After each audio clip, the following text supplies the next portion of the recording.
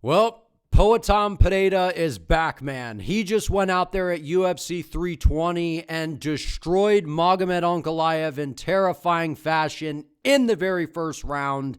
And we saw a very different guy in there this time around against Ankalaev, right? A lot of the noise coming into this fight was, listen, the first time around, Poatan wasn't himself, man. He was compromised. He wasn't locked in. He was traveling. All these different kinds of things, and I think that it is safe to say that was clearly the case because the guy that we saw last night was absolutely terrifying. He made some outstanding adjustments coming into this rematch against Ankalaev. We're going to break it all down in this very video. I cannot use the UFC footage, so I have several different screenshots that we're going to look at, and I'm going to show you exactly how Poatan went after Ankalaev in the rematch, knew exactly what to do this time around, and he had all of the answers. The way that he attacked a world-class fighter in Ankalaev, man, with zero respect was absolutely crazy. That was a terrifying performance by Poatan Pereira. It was spectacular. So here's what happened in fight number one, right? What happened to Poatan, right? Obviously, the stuff about him being compromised, not locked in, all that stuff, but what we saw in the fight, he was on the back foot for literally the entire fight, damn near, right? Not in this fight, right? He was losing the lead hand battle to Ankalaev. Ankalaev was controlling the range. He was fighting at his pace. He was winning that foot battle by being in such a good position to be able to land those front kicks up the middle, to land that left hand down the middle, right? And Poatan, he didn't really open up in fight number one, which is very uncharacteristic of him, right? Maybe it was the threat of the takedowns. Maybe it was the, some of the shots that Ankalaev was landing, or just the fact that he was compromised coming into the fight, man, because he looked like a different guy, right? And he wasn't banking on the left hook, right? When Ankalaev was pressuring the hell out of him in fight one, when Alex is moving backward, he becomes very dependent upon that left hook. That was not the case in this fight, right? And what does he do against southpaws? He loves to throw that little switch kick to the calf. Now, while Poatan does that very fast, it puts you at a position where Ankalaev was starting to counter with his hand. So he made an adjustment coming into this fight, got away from the kicking game in that fight, right? We saw in round 1 and 5, Poatan was kicking, was jabbing, but he really got away from his attacks throughout a majority of fight number 1, right? And then he was out of position at times where Ankalaev was able to catch him with a big left hand, hurt him at the end of round 2, and he let Ankalaev dictate the pace and play his kind of game, that slow, technical, methodical type of fight. So what happened this time? None of that.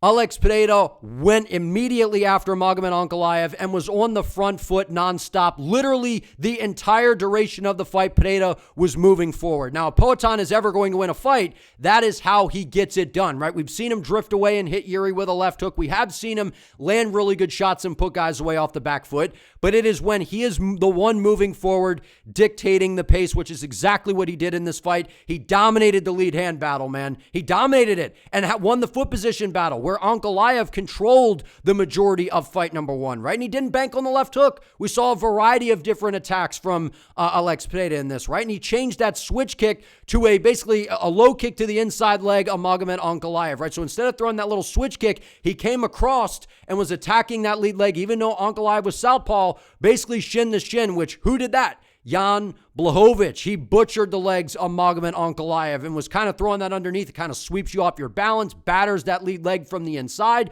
And then we also saw him in a strong position the entire fight. His feet were sunk into the canvas. He was just dug in and he was fully locked in, man. And he overwhelmed Ankalaev with a crazy amount of pressure to start this fight the entire time, really. He was just on the gas and never allowed Ankalaev to have that pretty clean, technical thinking man's game. So let's hop into it. So immediately at the stare downs, man, I'm like, Poatan looks locked in, man. This guy had an edge to him all week. He looked like he was in tremendous shape. He didn't look sucked out from the weight cut. It just felt like Poatan was locked in, man. Absolutely locked in, and it showed in this performance because he comes out right away, taking the center right away. And if you've watched his old kickboxing fights, this is something that he did a lot of, right? Against Adesanya, against Roundtree, he would come out, throw a big old front kick. We saw that throughout the UFC, but this was kind of the kickboxing days. Came across right away, puts Magomed on alert immediately when he tries to stand his ground by throwing a big 1-2 down the pipe. Now, I'm sure he wanted to land that, but a lot of that was, hey, dog, I'm not here to mess around this time. Puts him on his heels right away. And you can see immediately, look at the pressure that Poatan is putting on Ankalaev. And he put good pressure on him in round number 1 in the last fight. But this was different, man. He was angry. He was patiently moving forward, taking away the space. And look at the lead hand. As Ankalaev tries to kind of wave that lead hand around that he always likes to do. He likes to play this game with the lead hand. Pereira said, not this time. Look how he has that lead hand out. He's looking to gauge the range and control the exchanges, man. And look, now he steps in, has his range, boom, throws a big right hand. Now he throws a big jab to the body. And look how Ankalaev is reacting. He's very uncomfortable, right? Because Ankalaev, yeah, he can fight well off the back foot, and we have seen him knock guys out that way. But where he had a lot of success against Poatan was being the aggressor, being the one moving forward, controlling the pace. And you could tell he is very uncomfortable in feeling the presence of a big, strong Poatan Pereira. Pereira throws that nasty hard jab to the chest, which we know eventually he will set up the left hook off of that. But you could just see these reactions from Ankalaev, man. He's out of position, right? And Pereira's getting him to swing with him, right? Pereira now realizes, look how the hands are dropping. I got Ankalaev, feeling very uncomfortable, to where Ankalaev fires out a pretty solid front kick. But look at Poatan. He doesn't even care, man. Doesn't even take a backward step, right? We saw in fight 1, Magomed would kind of send him back with that front kick. Not in this fight. Poatan just ate it, steps into range, and throws a big left hook that Ankalaev answers the phone and does get his hand up. But with that kind of power, man, I would imagine that still will send some rattles, through the brain there, And then look, Ankalaev is shelling off. Pereira throws another big right hand. And then here you go. Look, Pereira giving him more things to think about, not just moving forward, throwing leg kicks and jabbing. He kind of feints, whether this is a front kick or a knee, just giving Ankalaev something else to think about. And here he goes again, right on the pressure. But look at the lead hand control, man. Look at the lead hand control. Controlling the range, not allowing Ankalaev to dictate the lead hand battle, right? That's exactly what he did. He was grabbing the lead hand, taking away the lead hand of Pereira in fight number 1. Alex did not allow that this time, right? And then Ankalaev throws a kick. Pereira just stays on the pressure no matter what Ankalaev did.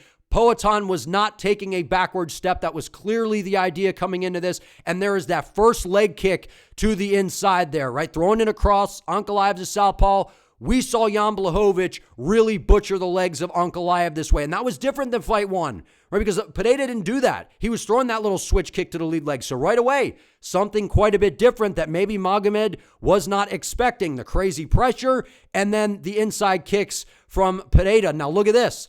Ankalaev feeling very uncomfortable on the back foot, squatting down. He's got his back foot up against the octagon side. He is in a very uncomfortable position, man. So what does he do? Poatan knows that he's uncomfortable. Look where Poatan's foot is, right? He's winning the lead foot battle. He's on the inside of Magomed Ankalaev. He is going to win this striking exchange here, right? Because look, he's got the lead hand out. Ankalaev is exposed. He's uncomfortable. He throws a left hand. Look at Pereira's vision, man. He was just so dialed in, man. He had the distance down to a T. Just raises that right arm up, utilizing that long guard beautifully, deflecting the left hand. Ankalaev lands a nice right hook around. But what does Pereira know? Whenever you put Ankalaev on the back foot, he will then throw the left hand and then will follow up with a right hook. So keep that in mind. Now here's Pereira. Throws one of those low kicks to the inside. And I think he said he broke his foot or busted his foot up really bad. And that might have been this, right? Throwing those across to the inside. Ankalaev, I think, checks this one here. Is what that looks like. So maybe that was something that contributed there. So Ankalaev does a good job blocking. And now he's on the back foot. He's feeling the presence of Pereira with that pressure, that suffocating pressure. So he explodes in again with a left hand and what? A right hook behind it. And now look at this time. Poatan is out of range, man. Last time he got hit, this time he is slightly out of range. So he's starting to gauge the timing and the distance of Ankalaev. Now, he goes right back to the well with that inside calf kick, man. This one, he misses. And you see Ankalaev switching stances a little bit, right? Maybe he's trying to give Poatan different looks, or those kicks were already having an effect, which is probably what was going on there, right? Because I don't think if you're Ankalaev, even though he does switch stances, he is much better out of the southpaw stance. And normally, yeah, your offense can be good, on the side that you're not exactly as comfortable with. But what usually you sacrifice is your defense. And look at the pressure of Poatan Pereira, man. He's got Ankalaev so uncomfortable on his back foot up against the octagon side, and Poatan dips down and launches a right hand from hell, man. This thing, look how he sits on this. Look at his feet. They are sunken into the canvas. Ankalaev looks like a wounded deer here, man. He's just not moving. He's in a southpaw stance because, Pereira's attacking the legs, and boom, that right hand lands right on the side of the head. That is a massive right hand from one of the hardest hitters we have ever seen just in combat sports, period, and Poatan Pereira. And then obviously, when you get this kind of reaction from Ankalaev, that is not good on the side of Ankalaev, man. He was clearly hurt badly by the right hand. So what does he do? Looks to change levels, looks to get to the single. He's rocked. Poatan is very prepared. He's got strong hips. He showed in the first fight his takedown defense is outstanding. He stuffs the takedown.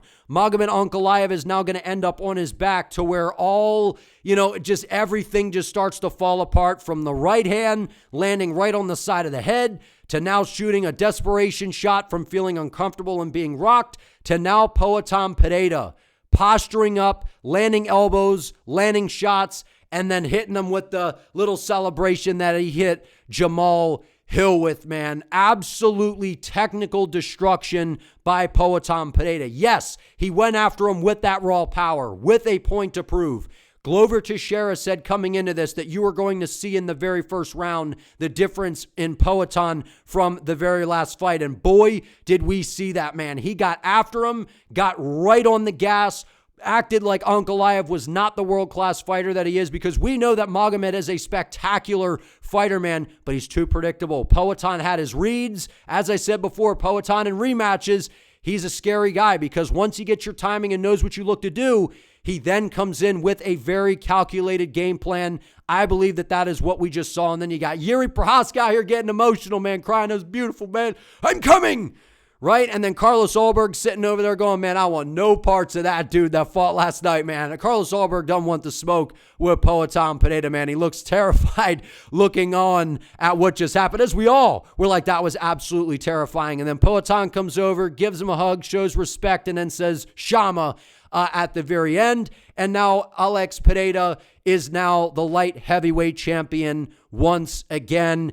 It was a ferocious performance. It was terrifying, but all of those little things, all of the data that Poatan collected in fight one, he made the necessary changes. Obviously, he was much healthier, but he made those little technical changes that paid dividends in this fight, backed by the power that he possesses, the fight IQ, the striking. He dug his feet in and was committed to moving forward, putting himself in the line of fire, and trusting that his power would outland Magomed Ankalaev's. Even if Ankalaev would have returned it with a clean shot, Pereira banked on the fact that I can take it, he won't be able to take mine. What a spectacular performance by Alex Pereira. I think that he is a top 5 fighter of all time. That was sensational.